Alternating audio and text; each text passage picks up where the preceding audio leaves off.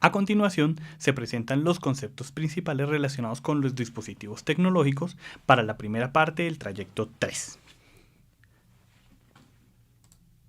En este espacio vamos a abordar las características de los dispositivos convergentes, los tipos de conexión y los tipos de dispositivos convergentes. Frente a las características de los dispositivos convergentes, a saber, son 4. La conectividad, que es la capacidad que tiene un dispositivo electrónico de ser conectado a una red de transmisión de datos o a otros dispositivos con el fin de enviar o recibir información que le permita desarrollar sus funciones. Entonces, esta conectividad es lo que permite que un dispositivo per se no sea solo un dispositivo, sino que sea una interfaz para la transmisión y recepción de datos. En segundo lugar, hablamos de la portabilidad y es la propiedad de los dispositivos electrónicos que, gracias a su tamaño o a sus posibilidades de integración con otros accesorios, pueden ser desplazados o instalados con facilidad en distintos lugares. En tercer lugar, hablamos de la productividad, y esta está ligada a la posibilidad de desarrollar diversas funciones o diversas tareas desde un mismo dispositivo, bien sea que éstas se realicen consecutivamente o de manera simultánea, como cuando tenemos la posibilidad en nuestro celular de escuchar música mientras tenemos activo el GPS o la visualización de la ruta, o también podemos estar escribiendo un correo electrónico, todo en un mismo dispositivo en tiempo real y de la misma forma, de la misma manera. Finalmente, la cuarta característica es la inmediatez, y es básicamente la posibilidad de dar respuesta a necesidades específicas en tiempo real. Como se mencionó al principio del trayecto, hablamos que en este momento queremos tener todo disponible en un momento específico y pues bueno, los dispositivos tecnológicos nos permiten o tienen esta capacidad.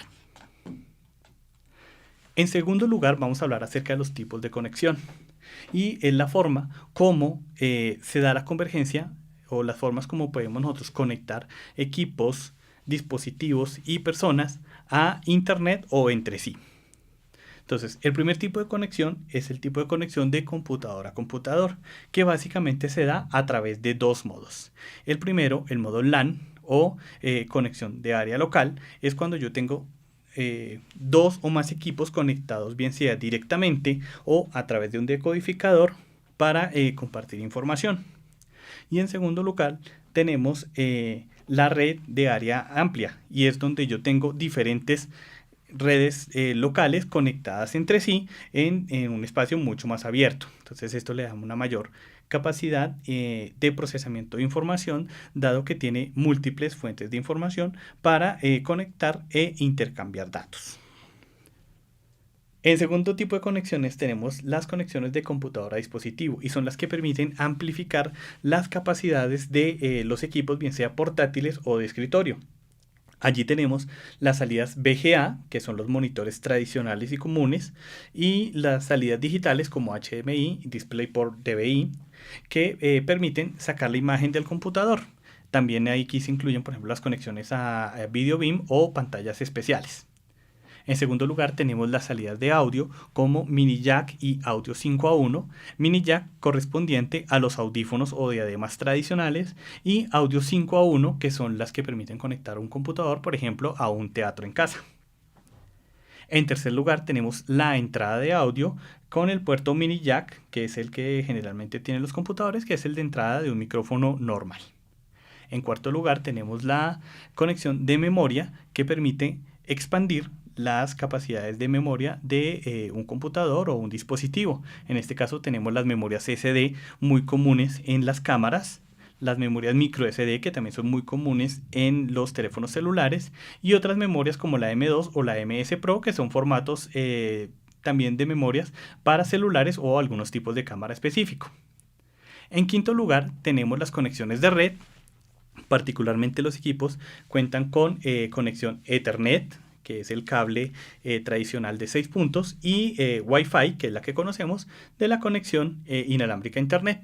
Y finalmente tenemos las salidas multipropósito, como los puertos USB 2.0, 3.0 y los USB tipo C, que permiten conectar teléfonos celulares a equipos de cómputo.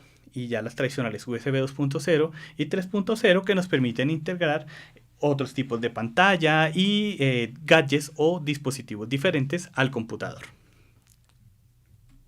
En tercer tipo de conexión tenemos las conexiones de dispositivo a Internet. Este dispositivo bien puede ser computador o puede ser un dispositivo móvil o diferentes tipos de dispositivos convergentes. Entonces, en primer lugar tenemos la conexión por línea telefónica, donde tenemos la conexión Dial-Up, que fue muy usada en los años 90 y principios del siglo XXI, y la conexión ADSL, que es la velocidad de alta velocidad, pero que aún así era transmitida a través de línea telefónica.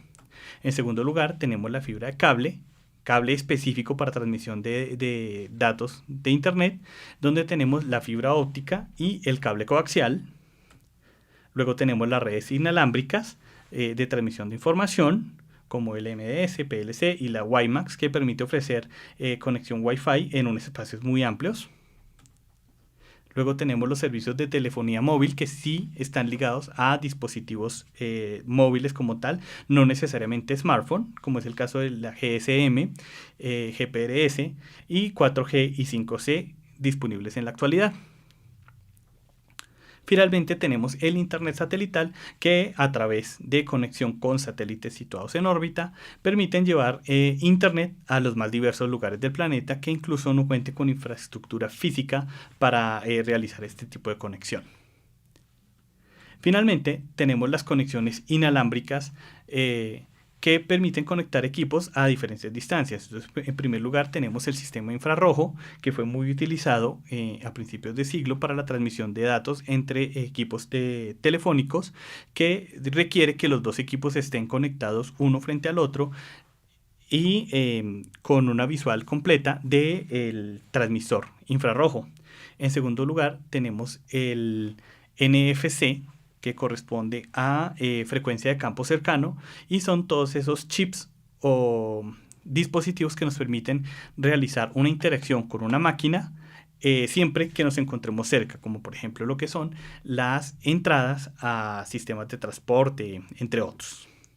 Luego tenemos el Bluetooth, que tiene un alcance realmente interesante, que puede ser alrededor de 20 metros para transmisión entrante y saliente de información. Este permite enviar, por ejemplo, imágenes, sonidos, y es muy utilizado, por ejemplo, para conectar un celular con unos audífonos, un celular con un reloj inteligente, entre otros. Luego tenemos la conexión Wi-Fi, que permite una distancia tal vez un poco más amplia, que puede llegar hasta los 50, 100 metros aproximadamente, dependiendo del alcance del transmisor. Luego tenemos el sistema Li-Fi, que está en desarrollo y permite transmitir servicio de Internet a través de la luz. Este promete alcanzar alrededor de 200 metros, sin embargo pues aún se encuentra en esa fase de desarrollo. Y luego encontramos el WiMAX, que permite ofrecer Internet Wi-Fi en espacios abiertos y alcanzar pues un gran número de dispositivos. Finalmente hablaremos acerca de los tipos de dispositivos convergentes, donde encontraremos la triada, el Smart Home y los dispositivos vestibles. En la triada encontramos el computador portátil, la tablet y el smartphone. Estos tres dispositivos son los más utilizados en la actualidad y fueron tal vez el principio de lo que conocemos en este momento como la convergencia, ya que todos permiten esa portabilidad, esa conexión o interconexión y la inmediatez de la comunicación particularmente. Luego tenemos el Smart Home, que son todas las tecnologías que permiten darle a nuestros hogares un entorno mucho más tecnológico, un entorno que permite controlar diversos aspectos como la seguridad, la accesibilidad y el entretenimiento del hogar a través del uso de dispositivos tecnológicos. Y finalmente tenemos los dispositivos vestibles, que son todos aquellos que permiten tal vez incrementar las posibilidades o llevar un registro de las capacidades humanas. Entonces tenemos en este espacio, por ejemplo, ropas, accesorios particulares para mejorar o suplir algunas de las funciones vitales humanas, como la vista, llevar control y registro, como los relojes inteligentes que permiten llevar el pulso cardíaco, distancia recorrida, entre otros. Y bueno, muchos dispositivos que agregan esas funcionalidades al cuerpo humano, para, bien sea para suplirlas o para incrementar sus capacidades. Bueno, muchas gracias por haber consultado este video. Sigamos adelante, que hemos avanzado un interesante camino y bueno, aún nos queda un buen espacio por recorrer.